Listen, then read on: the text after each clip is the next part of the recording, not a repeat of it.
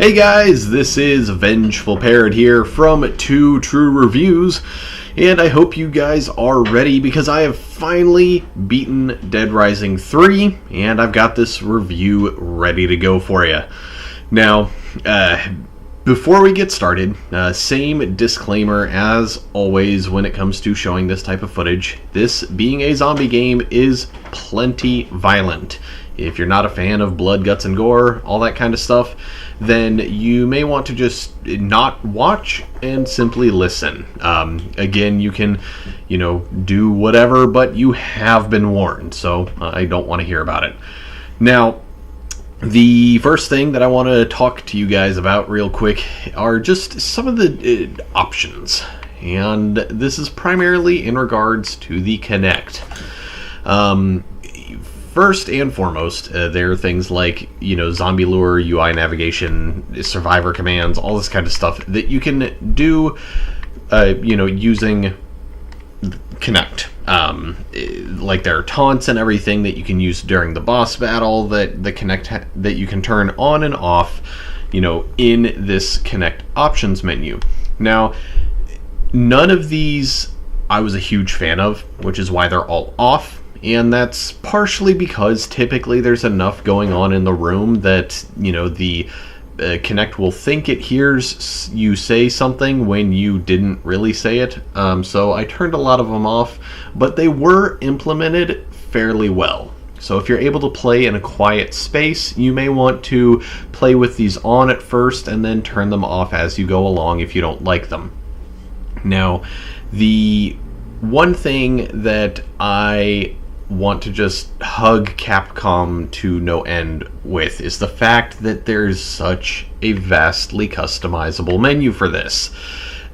There are other games where you don't have any control over whether or not, the Kinect is enabled and everything.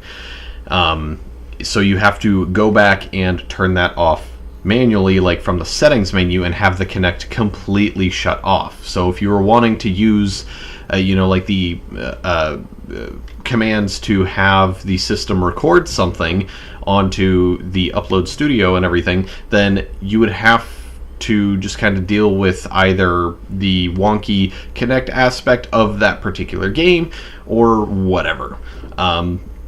Specifically, I'm looking at Battlefield 4. It drives me insane that there is not an option within the options menu to turn off the Kinect voice chat. I have to go into the system settings in order to turn that off. And that's really kind of annoying because my wife and I use the system to Skype a lot, and typically we forget that I've turned it off when I play Battlefield 4 and all that kind of stuff. Anyways, enough about that. One thing that may be kind of a little, I guess, odd, is the survivor commands. I don't remember any sort of tutorial for this whatsoever, so I left it on, but I don't think I've ever actually used it. But then again, I typically don't run around with survivors anyways. The one time I did, they all died, so that's cool. Grapple controls. I put that to controller because when zombies grab you, you can either, hit, B, X, Y, whatever corresponding button pops up on the screen if you have it set to controller, or you can flail your arms about like an idiot with the Kinect. And seeing as how the Kinect hardly ever detects my arms to begin with, I'm leaving that to controller. So, just to shed a little bit of light, the UI navigation, again, is something super neat. I have it turned off just because, like I said, I typically play in an environment that's noisy enough due to cats or, just other people being in the room that I have turned it off. But as you can see here, like where it says, Kinect right there, it has that little microphone off to the left. Basically, if you were to say any of these options when that option is enabled, it would automatically go to that menu. So like if you were at the main menu and you said story mode, it would automatically go to story mode without you having to move up and down, which is kind of nice. Little, I get unnecessary, I guess. I mean, it's not like it's super amazing and buy the game only for that feature. I mean, that duh, why would you do that? But, it's just a nice little touch. Now, the different modes that I just wanted to shed a quick little bit of light on are not really modes. I mean, there's the main story mode, and then there's Nightmare mode. Nightmare mode is basically the main story mode, except super hard, and you have less time to play through the game. So if you like a challenge, that's going to be the one for you. The regular story mode is exactly that. And when you start a new game, you will be given these options right here. Completionist, speedrun, casual, hardcore, single player. Single player is where you would go if you want to play by yourself. These other four are basically hoppers that, other people playing Dead Rising 3 that have selected the hopper that is the same. So if you wanted to do a completionist run and someone else did as well, then you would end up having, someone who's looking for the same type of game, and you would play co-op together. It's kind of nice because obviously, some people are going to want to, pick up all the blueprints and get all the collectibles, unlock all the achievements. Other people just want to kind of meander through the game and learn as they play, that kind of thing, like in casual. Others want to burn through it as fast as they can, like in speedrun. And then hardcore would be for the people that know what they're doing. Now, seeing as how I've already beaten the game, I can do chapter select and that kind of thing, and I'll be able to basically plot myself anywhere along the story. And that's kind of nice because there are certain unlockables that you can't get to until a certain part of the story has already happened. So if you want to go back after beating the game and finish collecting all the blueprints and everything, you can do so fairly easily. I've already set up basically a spot that will have pretty much everything that I want to talk about within close vicinity, so that's what we're going to do. Now, just in general, this is a fantastic game. I thoroughly enjoyed it, which is saying a lot if you ask me. And that's just simply because the first two games I was not a huge fan of. I played them for a few hours each and got really bored really fast, turned them off, and never played them again. And this one was actually interesting and entertaining enough to, keep me going. So, that's, like I said, saying a lot just from my perspective. I really enjoyed it, and one of the things I enjoyed was the ridiculous weapons and costumes. As you can see here, I am not only wearing a Mega Man X costume, but I have the equivalent of a lightsaber. It's called a laser sword. And the costumes are things that you can pick up, while you play through the game. There is a mall right over in this area. It's just like a little shopping district. And, you can go into the different stores, slaughter a bunch of zombies, and then there will be clothing items like hanging on the wall, all that kind of stuff, and you can just pick them up. They will automatically be equipped, and then, they are also added to the wardrobe, the clothing closet that is inside of each safe zone. Now, on the map here, you see all these house icons. This one and this one down here are green, meaning that I've cleared them, and all the others are red since I loaded up a different chapter in the story, so I haven't unlocked any of those.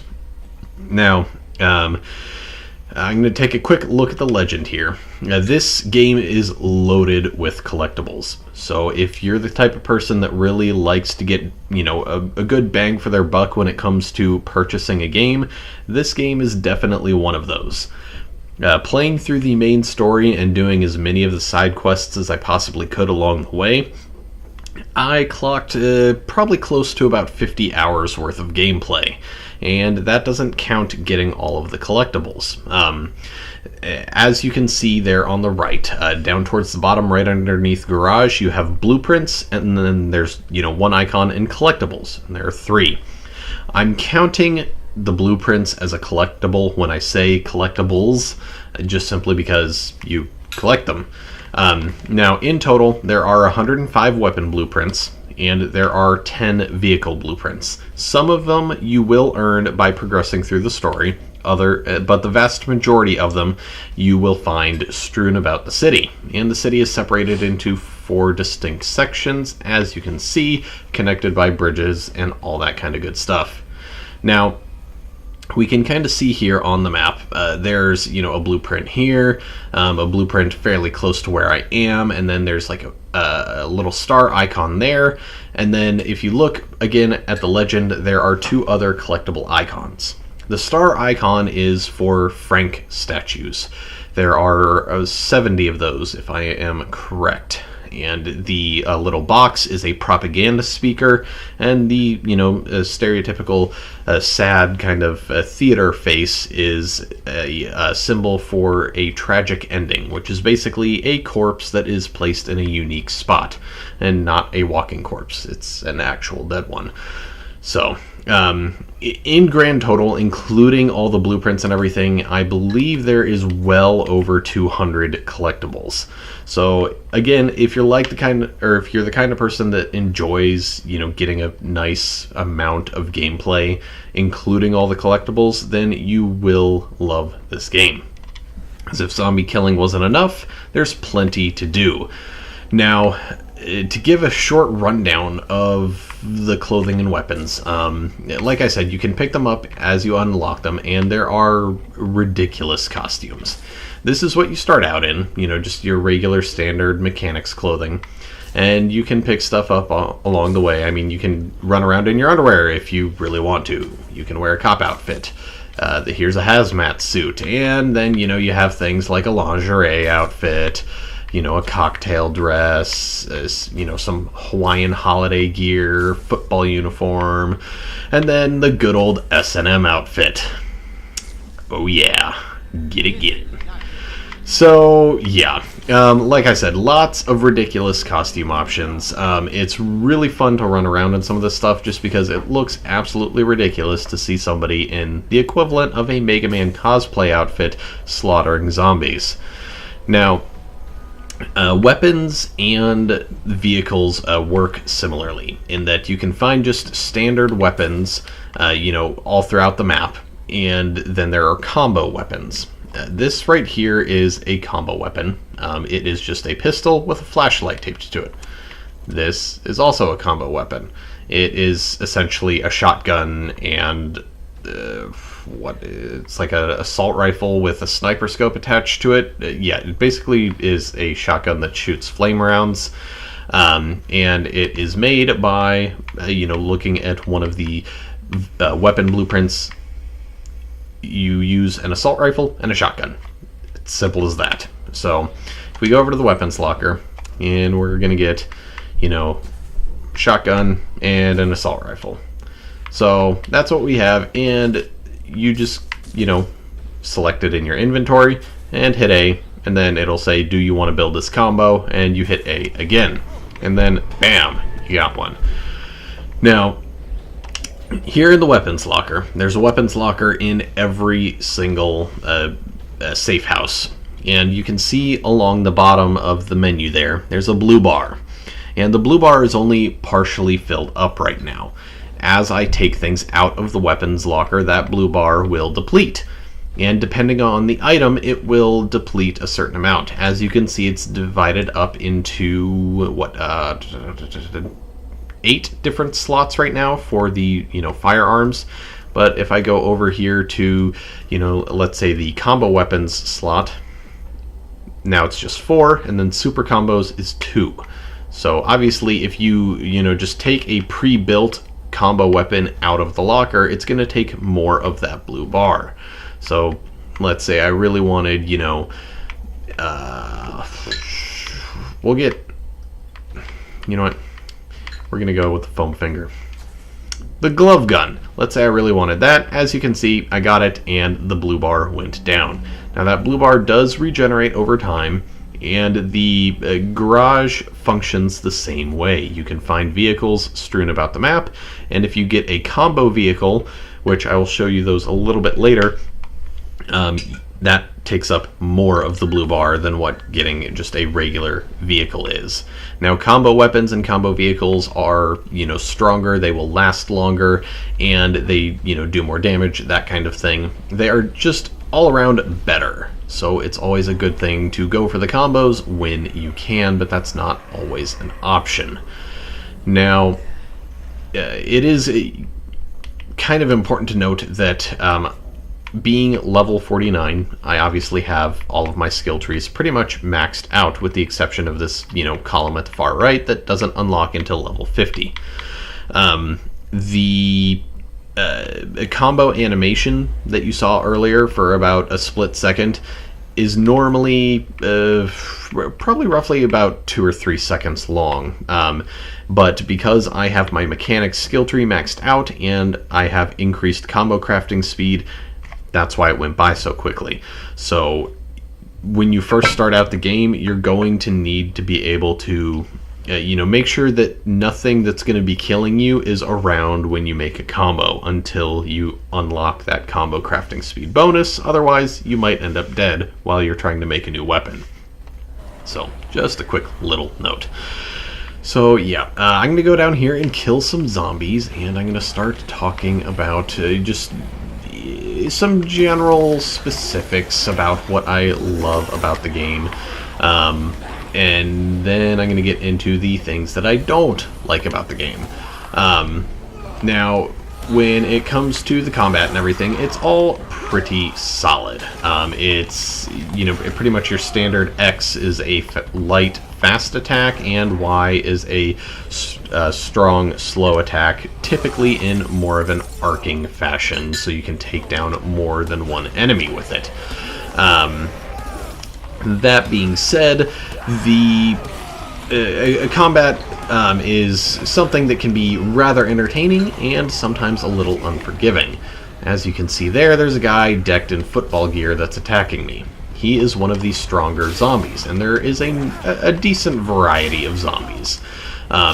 They will take a lot more damage, but they also give a whole lot more PP, which is basically experience points, when you kill them. As you can see there, I just got 2400 PP in comparison to the 192 that I'm getting from killing regular zombies. Now, on the left-hand side of the screen there, you see the 35, and then the Y plus B. The 35 is basically my kill combo. If you don't kill anything for, I believe it's 5 seconds, that will reset to 0. Now, that Y plus B is a combo move. If you, go up to a zombie when that is an option, and you hit Y plus B, you will perform a combo move. And it's basically a one-hit kill. Man, there are a lot of football guys around here. It's basically a one-hit kill. And it will give you a whole lot more experience than just a regular kill, but you can only do it every so often. Again, it's something that you can upgrade so that, as you upgrade the skill, like, it requires fewer and fewer kills in order to get that combo move and everything. But yeah, and it's kind of nice that there are different combo moves for most of the weapons. There are a lot of similarities, like pretty much anything dealing with a hammer will have the same combo moves as anything else dealing with hammer, and same thing goes with swords and that kind of stuff. Now, the one quick thing I want to show you is when it comes to guns versus ranged. You use left trigger to aim a gun and right trigger to shoot. And you can hip fire, and it pretty much just goes straight forward. So you don't really need to worry about necessarily getting in a tight spot and then having to aim, and you just maybe can't get to the guy behind you fast enough or anything. You can literally just turn around and start pulling the trigger, which is kind of nice.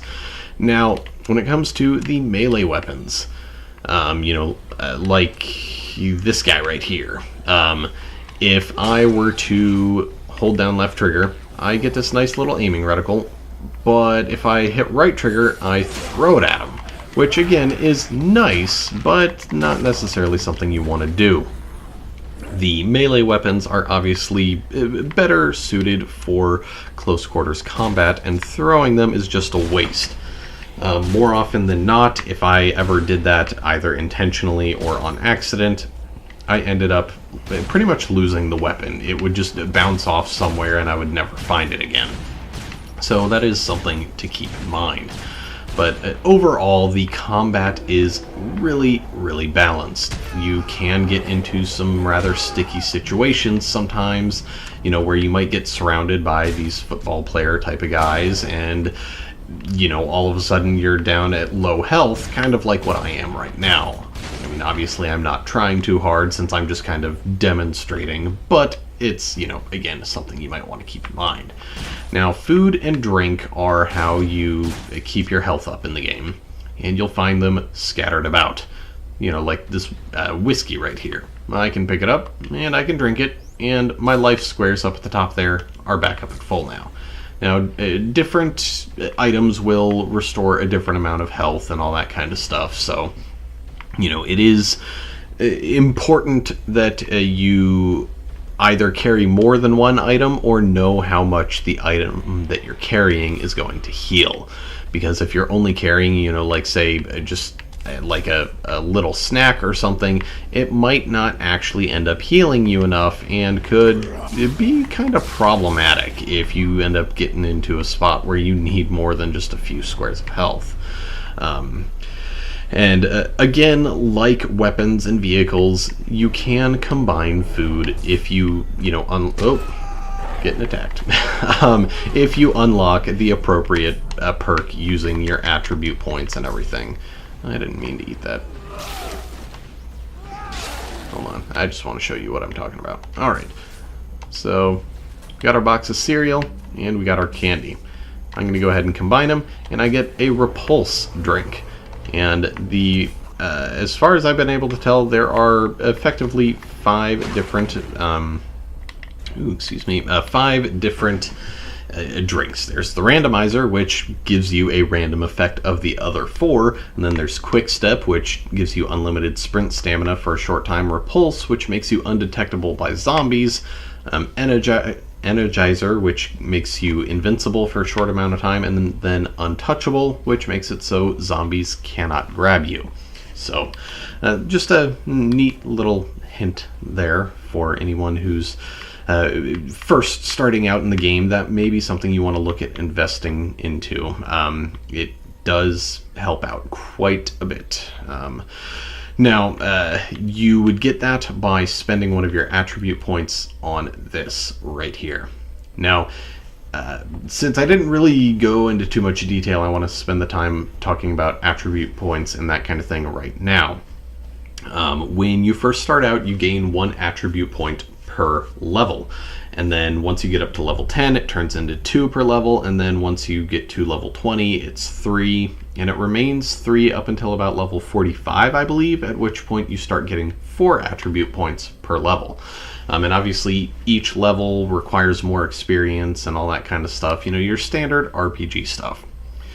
So, like I had been saying, the combat and everything is very solid, and the game as a whole is really nice.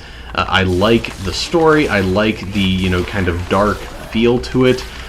Part of what I didn't like was the purpose, as far as the other 2 games go.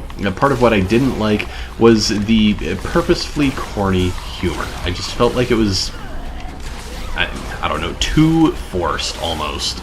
I felt like there was way too much convenient timing and just corniness in that humor. And I mean, that is saying a lot. I mean, anybody who knows me knows that I am a huge fan of corny humor and puns. But the stuff in these games in the past has always just been kind of at least in my opinion. And like I said before, they kind of took a darker turn with this game.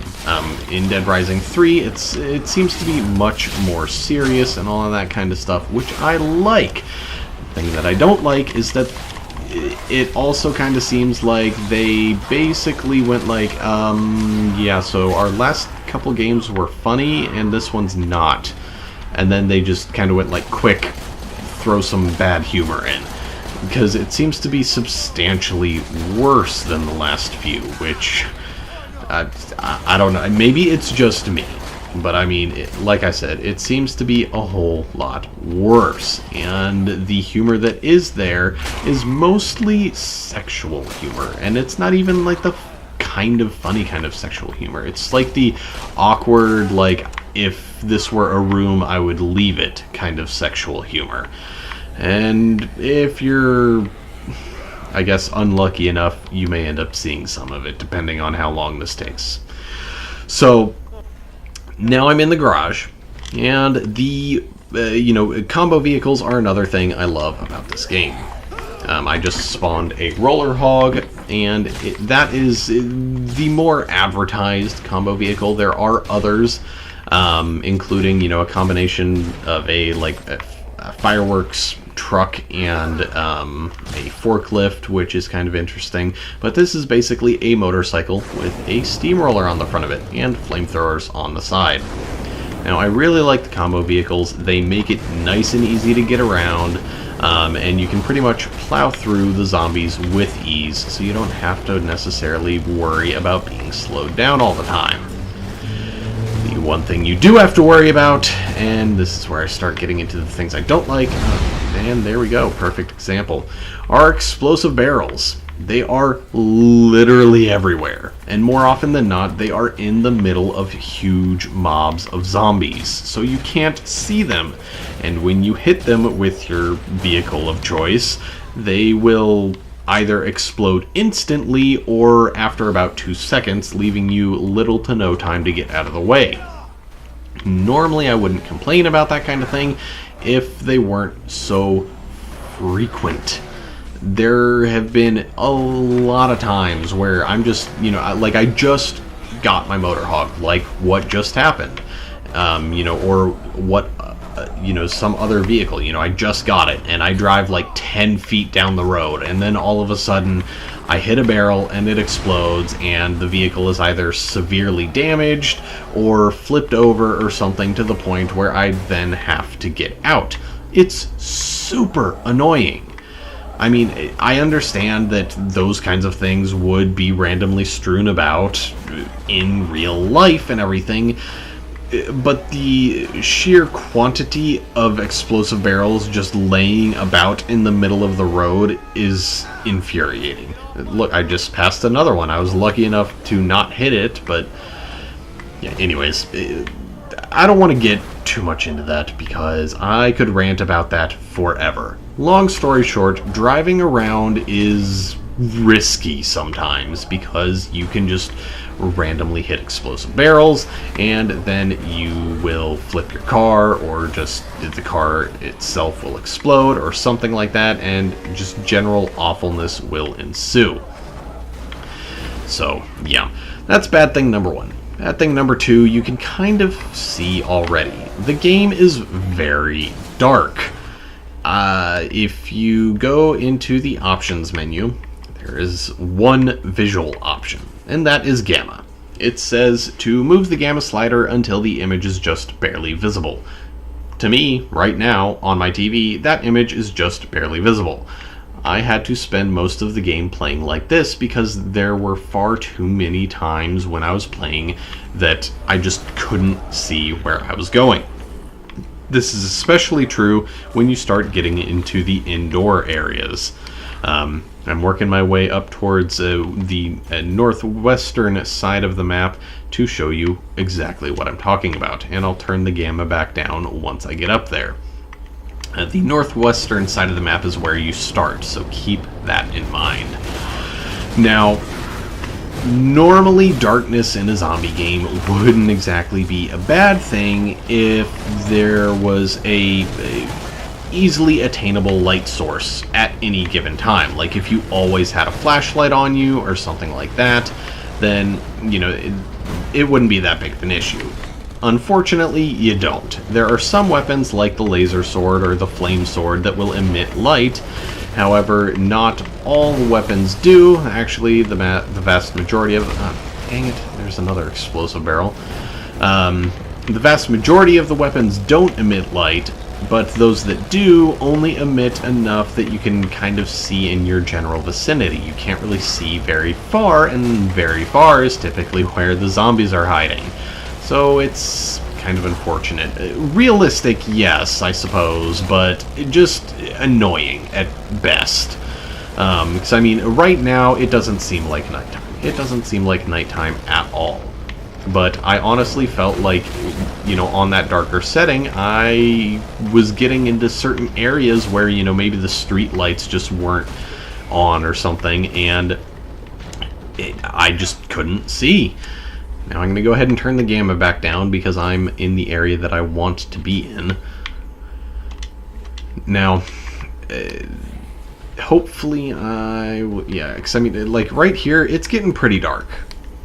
Like, you can't quite really see what's going on, and let's see, which house is it? There's one house around here that I'm pretty sure you end up going into for part of like the first quest or two that is given to you. Come on, break down the fence. There you go. Yeah, it's this one. And this house is kind of dark, if you ask me. I mean, coming in here, it's like if it weren't nighttime and the zombies' eyes weren't glowing red, then I might be able to see, but frankly, like, I almost cannot see right now as far as, like, details. I can kind of make out general shapes and everything. I don't know. Okay. But things like zombies are rather difficult to pick out sometimes. Like, and this isn't even the worst of it. I mean, there are other areas that are a lot darker, and it's just really unfortunate because it's just so hard to see. It makes it I don't know. Maybe it's just me. Maybe I need to adjust my TV or something, even though it looks great on any other game I have. And, you know, frankly, if there's only one game that's having the problem, that tells me it's a problem with the game, but, you know, whatever. So, that's just a minor beef that I have with it. The only major problem that I have with this game is the pickup system, like where you just pick up items and everything. And the reason I have a problem with it is just simply because it's kind of awful. If there are more than like 2 items in the same area, you will end up running into, you know, it's things where I'm gonna have to clear this out in order to show you, but you'll basically end up into with situations where, you know, you have like 3 or 4 items all piled really close to each other, but there's really only like one that you actually want to pick up. And in order to pick that one item up, you have to sit there and like either move everything else manually, or, you know, like just slightly move around and all that kind of stuff enough to where you can actually select the one that you want. It's bad in a lot of different places, but it's not bad everywhere. Like, let's say I really wanted that foam finger right now, and I can't really get to it.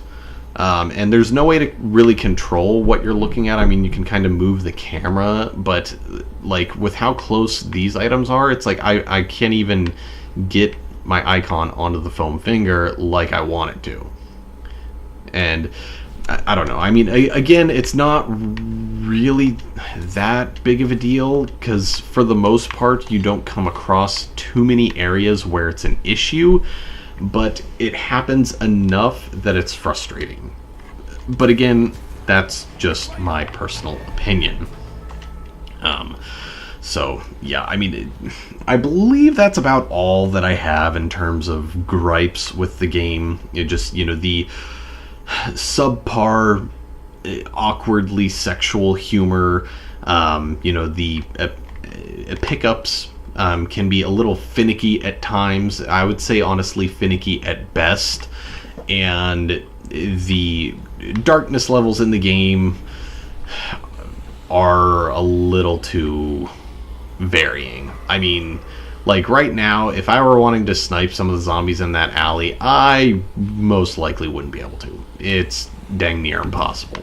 And I don't even necessarily think it's darkness as much as it is that the contrast has such a wide range. It's a little bit crazy. And I mean, it is a wide range in the that is rather realistic, but especially in a Dead Rising game, I honestly don't look for realism. I mean, if I'm able to kill zombies with a foam finger, what makes you think I'm going to want realism in terms of like my lighting and everything? I don't know.